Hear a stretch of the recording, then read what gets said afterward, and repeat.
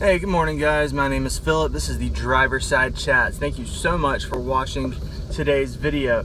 So this is going to be kind of like a review and a teaching on the principle that Dave Ramsey's, I don't know that he specifically has taught it, not that I've ever heard of to my knowledge, but he definitely promotes videos on YouTube, on his website, that promote the idea of getting free cars for life. Now, what does that mean? Free cars for life. Does that mean that you literally are handed the keys to a new car whenever you want? No, not quite. Here's the idea. And I'm going to explain it. I'm going to run over some numbers for you and kind of explain how this works. So ideally, you buy your first car with a little bit of cash, right? You save for 10 months at like 400 some dollars, and you know, you buy yourself a $4,000 car.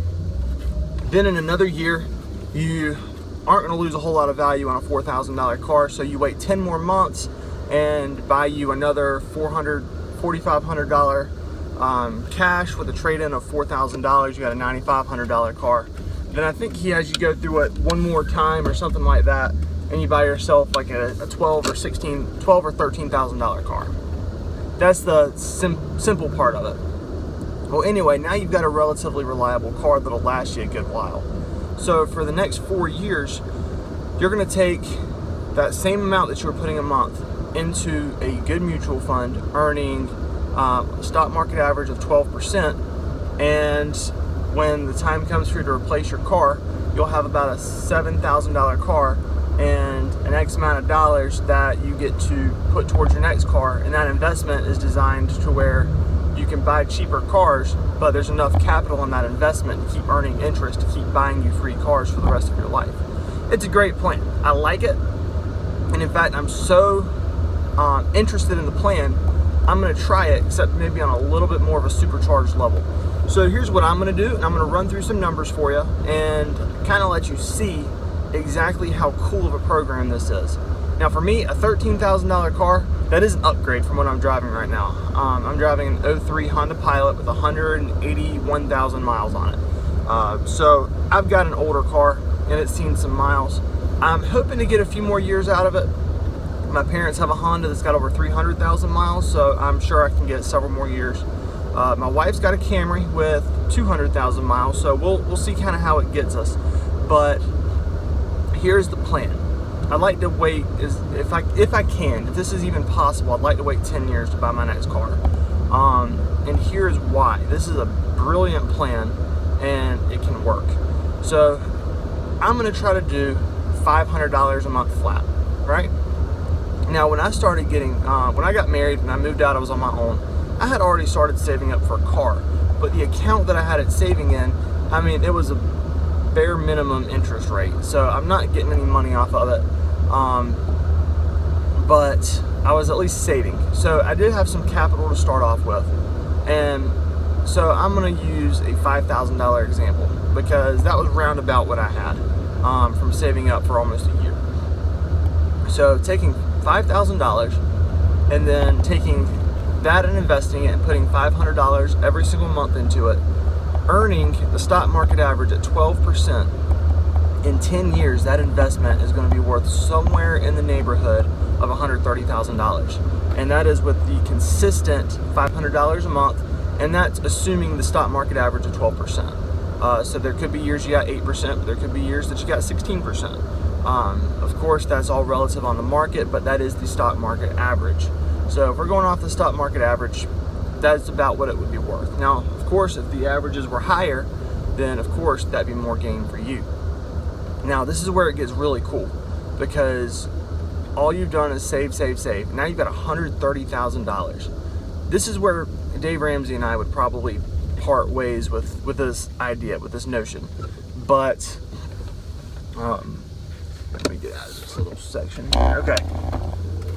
Dave is not one to finance and Dave is not one to lease, but in this case, I think it somewhat can make sense to do the lease. So you're already putting $500 a month away. Now let's pretend that you're doing, we're gonna drop down a little bit of a level. Let's say you're still doing this $500 a month. If you wait one more year, you've generated almost $23,000 in added principal and interest. So you've put $6,000 towards it and gained like $17,000. just off of interest, which is huge. That's incredible. So with $23,000 a year, you can just about do anything you want with your car. You know, I'm a Porsche guy. I like the 911, and Porsche is running a special right now for a lease to do for like $1,100 a month for a base 911, which isn't terrible. It's probably a little more than I'd pay, but at least at this point.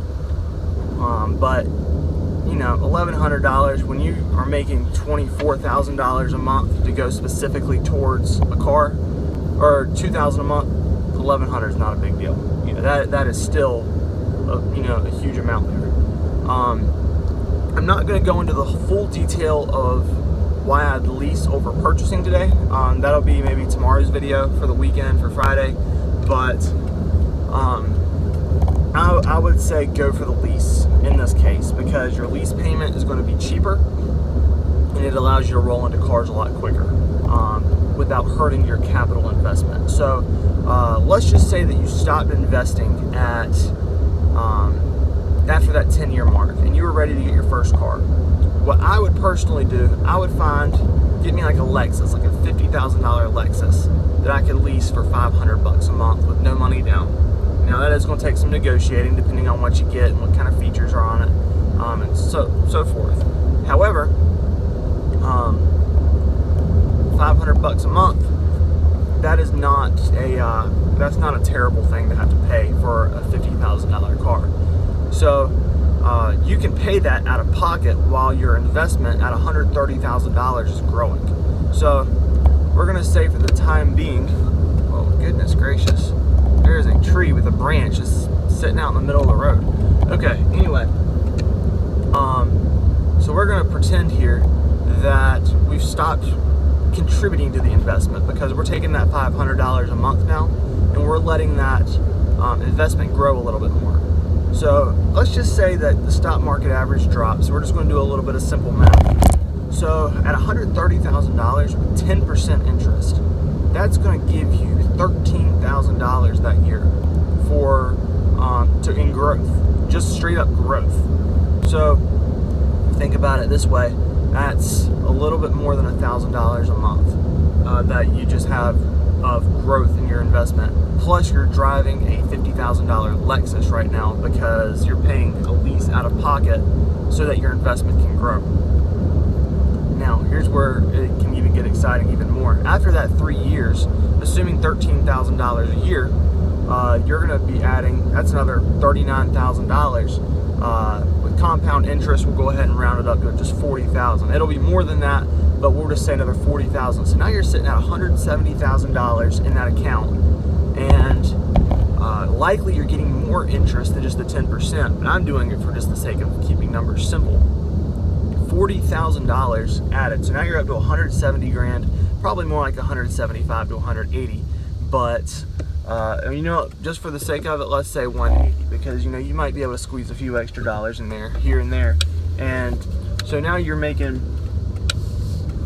got $500 a month still sitting there every month going for the car, and you're making 18 grand, $1,500 a month, 18 grand a year, $1,500 a month on 10% interest of 180 grand.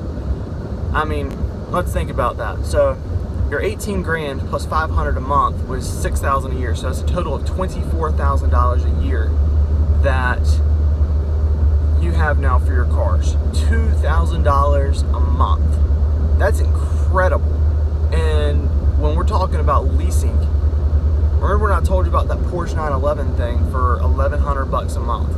Now I'm sure in 10, 12, 13 years, inflation will take that up much higher and cars will be worth more, but at 10 to 12%, you're going to be way ahead of inflation.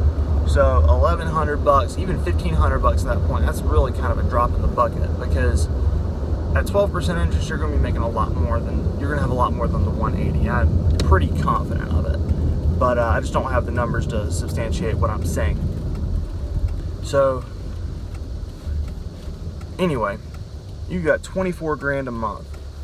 To do a standard lease, you really could have any car you want at that point, and honestly, it will not touch your finances one bit, because honestly, it's just paying for itself. If I wanted to get a $180,000 Porsche, you know, nothing's going to stop me from leasing something like that. If you wanted an F-150, a pickup truck, nothing's going to stop you from doing that. If you wanted to buy an F-150 pickup, shoot, just make the payment. An F-150 Raptor right now, fully loaded, you're going to be looking at about $72,000 MSRP.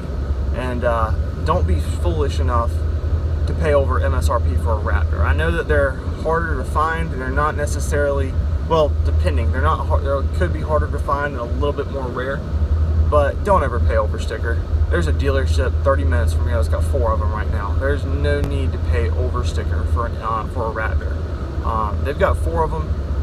You know, they shouldn't be overcharging something like that when they've got so many, because they make it sound like it's a rare vehicle to have, yet they got 4 of them and they've had them on their lot for 3 or 4 months now. Okay, they're not going super fast. But anyway, so getting into that point, a $72,000 Raptor, let's just say for conversation's sake that you were doing 0% finance and it was $72,000 out the door. Okay, 0% interest is going to say it's $1,000 a month. So even then, if you've got 180 grand, you're making $24,000 a year, you've still got money. You can do $1,000 a month purchase payment, and you still have $1,000 to play with, and literally can buy or lease any vehicle you want. Now, you could do the cash option, but personally, I don't think that's the best idea. I think it's wise to consider what your if you lease, what your cash payment would be, just to go ahead and pay off the entire lease, and maybe make it to where that payoff could be pretty liquidable, just because the stock market, it can jump, it can go up some, it can go down some, and you're never guaranteed true profits. But generally speaking, the stock market has a really good track record. You don't have a lot to worry about. But anyways, that's the cool idea of Dave Ramsey's free car for life.